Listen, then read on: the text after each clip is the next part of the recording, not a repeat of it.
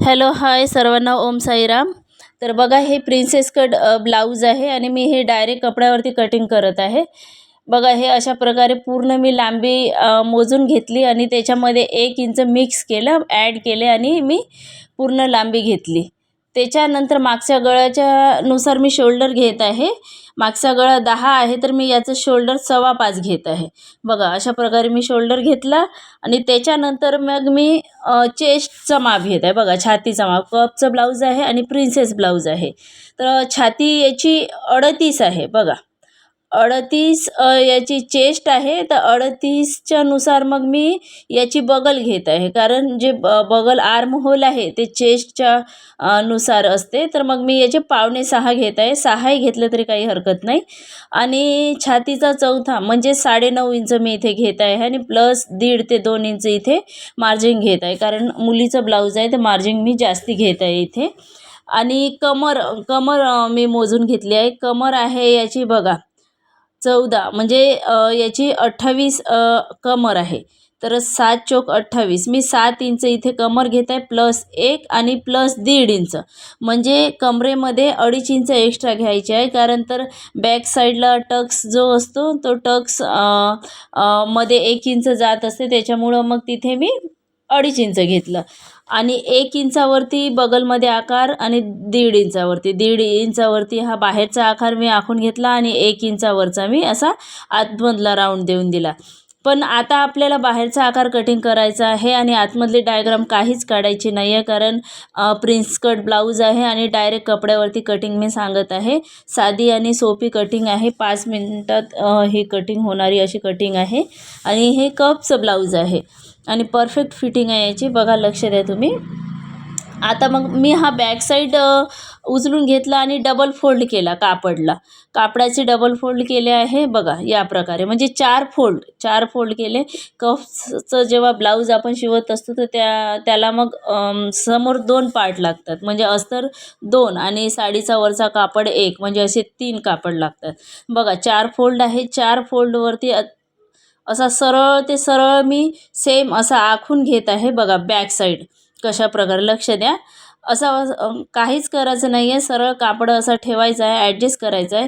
जेवढं कमी कापडामध्ये आपण ब्लाऊज कटिंग करू शकतो, ॲडजस्ट करू शकतो, त्यानुसार आपल्याला असा कापड ठेवून घ्यायचा आहे. बघा, लक्ष द्या.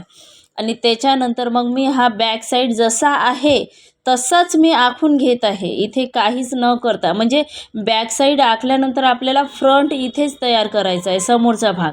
मग याच्या आतमध्येच आपल्याला डायग्राम काढायची आहे. लक्ष द्या. आणि कशा प्रकारे मी आखून घेते.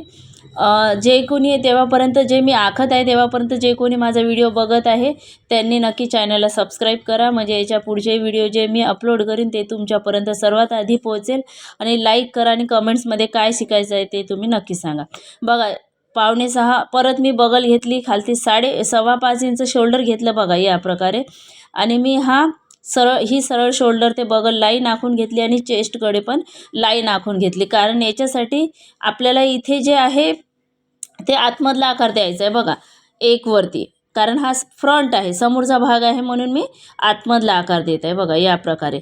त्याच्यानंतर मग आपल्याला शोल्डरवरती टेप ठेवायचा आहे. प्रिन्स कटसाठी बस्ट पॉईंट आहे हा 10 वरती येतो हा पॉईंट, तर मी 10 वरती पॉईंट दिला.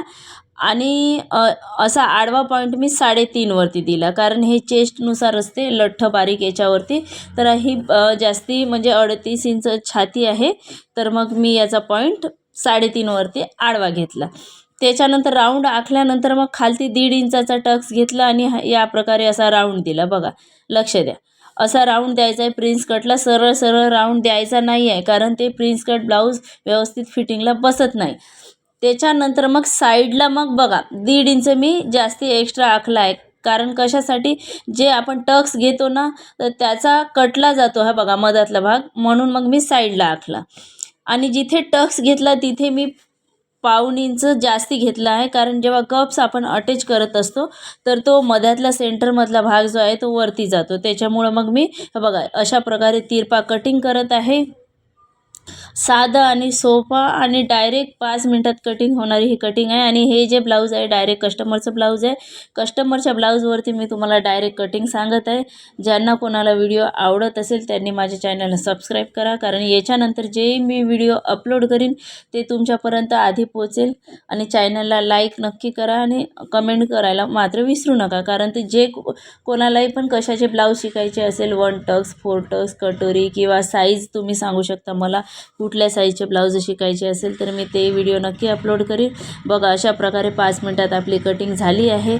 समोर सगळा डिझाईनचा आहे म्हणून मग मी तो कटिंग नाही केला. बघा याचे 4 भाग आहे आणि तो पण आहे फ्रंट आणि हा बॅक साईड बाहीची कटिंग मग मी नंतरच्या व्हिडिओमध्ये